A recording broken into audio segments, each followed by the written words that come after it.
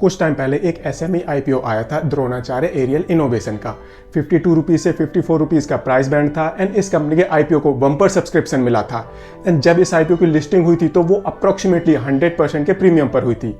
And with in few trading session इस company का share वो 250 रुपीज़ के लेवल पर ट्रेड कर रहा था। मतलब अगर आपको आईपीओ में अलॉटमेंट मिली थी तो with in few trading session आपके पैसे वो 5 गुने हो गए थे। एंड आज की डेट में भी इस कंपनी का शेयर ये अप्रॉक्सीमेटली 170 रुपीज़ के आसपास ट्रेड कर रहा है। दैट मीन्स अभी भी आईपीओ प्राइस से आपके पैसे वो 3 गुना हो रखे हैं। अब ऐसे ही एक और कंपनी अपना आईपीओ लेकर आ रही है। अब ये ज़्यादा बड़ी कंपनी है, इसी वजह से ये मेन लाइन आईपीओ है।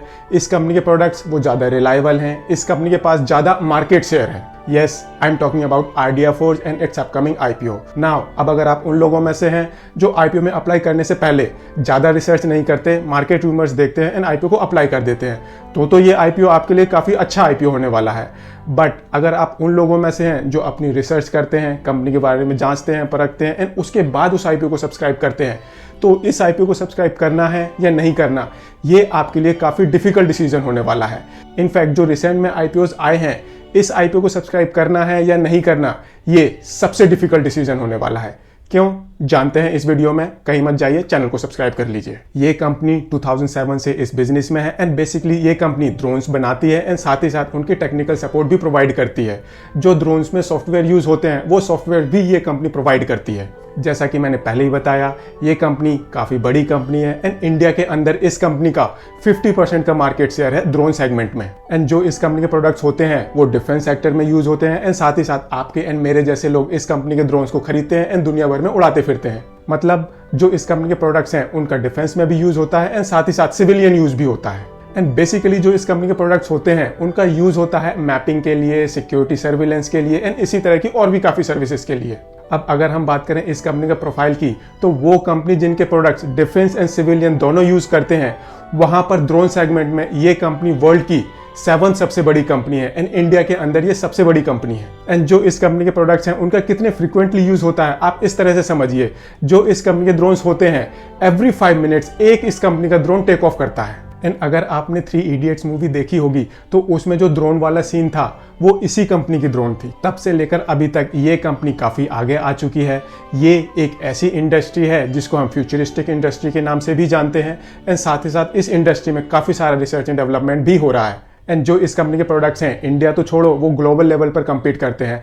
अब जैसा कि मैंने पहले भी बताया था दैट इस कंपनी के प्रोडक्ट्स वो डिफेंस में भी यूज होते हैं एंड साथ ही साथ सिविलियंस भी इस कंपनी के प्रोडक्ट्स को यूज करते हैं। इसी वजह से जो इस कंपनी की प्रोडक्ट क्वालिटी है वो अपने आप में काफ़ी अच्छी है। इस कंपनी की प्रोडक्ट क्वालिटी, उनकी रिलायबिलिटी वो काफ़ी अच्छी है। ऐसे ही अगर हम इस कंपनी की रेवेन्यू को सेक्टर वाइज डिवाइड करें तो डिफेंस सेक्टर से इस कंपनी की रेवेन्यू वो 75% आती है एंड जो सिविल सेगमेंट है वहां से इस कंपनी की अप्रोक्सीमेटली 25% की रेवेन्यू होती है। सो इस कंपनी का बिजनेस प्रोफाइल वो अपने आप में काफ़ी फ्यूचरिस्टिक है एंड पास्ट में जब इस तरह की एक कंपनी का आईपीओ आया था तो उसको बम्पर सब्सक्रिप्शन मिला था, उसकी अच्छी लिस्टिंग हुई थी एंड आज की डेट में उस कंपनी का शेयर वो अपने आईपीओ प्राइस से कहीं ऊपर ट्रेड कर रहा है।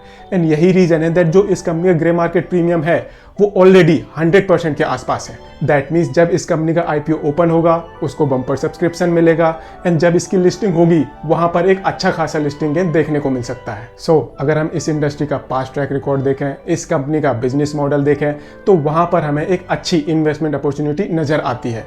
बट अगर हम इस कंपनी के फाइनेंशियल्स देखते हैं एंड अगर आप उन लोगों में से हो जो आईपीओ में अप्लाई करने से पहले फाइनेंशियल्स देखते हैं, तो यहाँ पर आपको एक काफ़ी डेंजरस पिक्चर नज़र आती है। कैसे देखते हैं इस कंपनी के फाइनेंशियल्स, उससे आपको पता चलेगा। जब इस कंपनी ने अपना draft red hearing prospectus file किया था, DRHP फाइल किया था, तो वहाँ पर इस कंपनी ने सितंबर 2022 तक के फाइनेंशियल्स डिस्क्लोज किए थे। बट जब इस कंपनी ने अपना रेड हेयरिंग प्रोस्पेक्टस फाइल किया तो वहाँ पर इस कंपनी ने मार्च 2023 तक के फाइनेंशियल्स प्रेजेंट किए हैं। एंड जो सितंबर 2022 से मार्च 2023 के बीच की परफॉर्मेंस है वो अपने आप में काफ़ी ड्रास्टिक है, वो अपने आप में काफ़ी भयानक पिक्चर प्रेजेंट करती है। कैसे, मैं आपको बताता हूँ। टिल सितंबर 2022 इस कंपनी का जो सेल्स बाइफरकेशन था वो कुछ इस तरह से था। 90% इस कंपनी की सेल्स वो डिफेंस सेगमेंट से आती थी एंड 10% इस कंपनी की सेल्स वो सिविल सेगमेंट से आती थी। बट जैसे ही हम मार्च 2023 के फाइनेंशियल्स देखते हैं तो जो डिफेंस सेगमेंट की सेल है वो 75% तक आकर रुक गई है एंड वहाँ पर जो सिविल सेगमेंट की सेल है वो बढ़ी है, वो 25% तक पहुँच गई है। एंड नॉर्मली माना जाता है दैट अगर आप डिफेंस सेगमेंट में अपने प्रोडक्ट्स को बेचते हो तो वो ज़्यादा प्रॉफिटेबल होते हैं as compare to civil segment. ऐसे ही अगर हम इस कंपनी की रेवेन्यू देखते हैं तो टिल सितंबर 2022 इस कंपनी की रेवेन्यू थी 139 करोड़ रुपीस की। बट अगर हम इस कंपनी की मार्च 2023 तक की रेवेन्यू देखते हैं तो वो है सिर्फ 197 करोड़ रुपीस की। दैट मीन्स जो फर्स्ट हाफ में परफॉर्मेंस आई थी, सेकेंड हाफ में वो परफॉर्मेंस एग्जैक्टली आधी हो चुकी है। एंड उसके बाद अक्टूबर 2022 से मार्च 2023 तक इस कंपनी ने सिर्फ 50 करोड़ रुपीस की सेल्स को ही जनरेट किया है। ऐसे ही अगर हम इस कंपनी की प्रॉफिटेबिलिटी देखें तो सितंबर 2022 तक इस कंपनी ने 45 करोड़ रुपीस की प्रॉफिटेबिलिटी रिपोर्ट की थी। ऑन दी अदर हैंड मार्च 2023 तक इस कंपनी की जो टोटल प्रॉफिटेबिलिटी है वो 32 करोड़ रुपीस पर आकर रुक गई है। दैट मीन्स अक्टूबर से लेकर मार्च 2023 तक इस कंपनी ने एक्चुअली में लॉस इनकर किया है। I mean can you imagine ऐसा टाइम जब कंपनी अपना आईपीओ लेकर आ रही है एंड उसी 6 माही में वो कंपनी लॉस रिकॉर्ड कर रही है। ऐसे ही जो इस कंपनी के एबिटा मार्जिन्स थे वो सितंबर 2022 में वो 47% के थे, जो कि घटकर मार्च 2023 में वो 32% हो गए हैं। नेट प्रॉफिटेबिलिटी की भी यही कहानी है, वो सितंबर 2022 में 32% की थी, जो कि मार्च 2023 में घटकर 17% पर आ गई है। एंड ऐसे ही इस कंपनी की रिटर्न ऑन कैपिटल एम्प्लॉयड वो 20% से घटकर 13% पर आ गई है। एंड टिल सितंबर 2022 जो इस कंपनी की सेल्स ग्रोथ थी वो थी 238% CAGR की, जो कि घटकर 131% पर आ गई है मार्च 2023 में। तो बेसिकली अक्टूबर 2022 से मार्च 2023 तक इस कंपनी ने काफ़ी ड्रास्टिक फाइनेंशियल परफॉर्मेंस रिपोर्ट की है। एंड ऐसे ही अगर हम इस कंपनी के ओवरऑल फाइनेंशियल पिक्चर देखें तो इस कंपनी के एसेट्स वो कंटिन्यूसली बढ़ते जा रहे हैं, सेल्स भी इस कंपनी की कंटिन्यूसली बढ़ रही है, लेकिन वहाँ पर हमें काफ़ी बड़ा फ्लक्चुएशन देखने को मिलता है।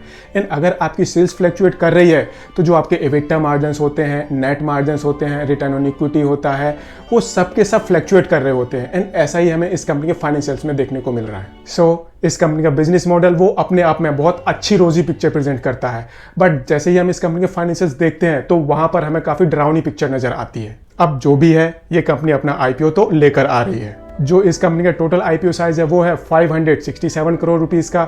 इसमें से 240 करोड़ रुपीस ये फ्रेश इशू है एंड बाकी ऑफर फॉर सेल है। 26 जून को आईपीओ ओपन होगा, 29 जून को आईपीओ क्लोज हो जाएगा एंड 7 जुलाई को इस कंपनी की बोथ बीएसई एंड एनएससी में लिस्टिंग होने वाली है। 638 रुपीज से 673 रुपीज का प्राइस बैंड है एंड 22 शेयर का लॉट साइज है।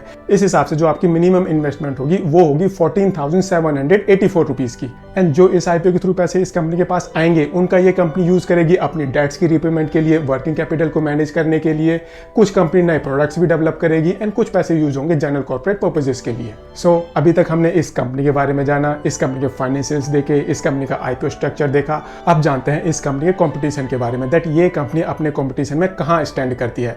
वैसे तो जो इस कंपनी का बिजनेस है वो अपने आप में काफ़ी यूनिक है, बट इस कंपनी ने अपने रेड हेरिंग प्रोस्पेक्टस में कुछ कंपनीज को अपना कॉम्पिटिटर रिकॉग्नाइज किया है। कौन कौन सी कंपनियां? HAL, BEL, Astra microwave, data pattern and MTR technologies. ये वो कंपनियां हैं जो अपने आप में काफ़ी दिग्गज कंपनियां मानी जाती हैं। एंड अगर हम इस कंपनी को अपने कंपटीशन में कंपेयर करते हैं रेवेन्यू वाइज, तो ये कंपनी काफ़ी छोटी कंपनी है। कितनी छोटी? दैट जो इस कंपनी से अगली बड़ी कंपनी है वो सेल्स वाइज इस कंपनी से 10 गुना ज़्यादा बड़ी कंपनी है। एंड जो कंपनी इस कंपटीशन में सबसे बड़ी कंपनी है वो इस कंपनी से 1500 टाइम ज़्यादा बड़ी है। बट इस कंपनी की जो सेल्स ग्रोथ है अपने कंपटीशन में सबसे बेस्ट है। जो इस कंपनी के ग्रॉस मार्जिन्स हैं वो भी अपने कंपटीशन में सबसे बेस्ट हैं। एबिटा मार्जिन्स इस कंपनी के अपने कंपटीशन में वो सेकंड बेस्ट हैं। एंड ऐसे ही इस कंपनी की जो पैट मार्जिन्स है वो अपने कंपटीशन में चौथे नंबर पर स्टैंड करते हैं। एंड जो इस कंपनी की रिटर्न ऑन इक्विटी है, रिटर्न ऑन कैपिटल एम्प्लॉयड है, वो अपने कंपटीशन में one of the lowest side में है। दैट मीन्स अपने कंपटीशन में ये कंपनी कहीं स्टैंड नहीं करती। अपने कंपटीशन में ये काफ़ी छोटी कंपनी है। एंड यहीं पर आती है एक अपॉर्चुनिटी ग्रोथ की, दैट ये कंपनी अभी तो काफ़ी छोटी कंपनी है बट हो सकता है फ्यूचर में ये काफ़ी बड़ी कंपनी बने। एंड जब आपको इस तरह की कोई कंपनी मिलती है जहां पर आपको फ्यूचर में मैनीफोल्ड ग्रोथ अपॉर्चुनिटी नजर आती है तो शायद आपको कुछ ना कुछ तो इन्वेस्ट उसमें करना चाहिए। एंड ऐसे ही जो ये कंपनी अपना आईपीओ लेकर आ रही है वो अपने कंपटीशन में एक रीजनेबल वैल्यूएशन पर अपना आईपीओ लेकर आ रही है।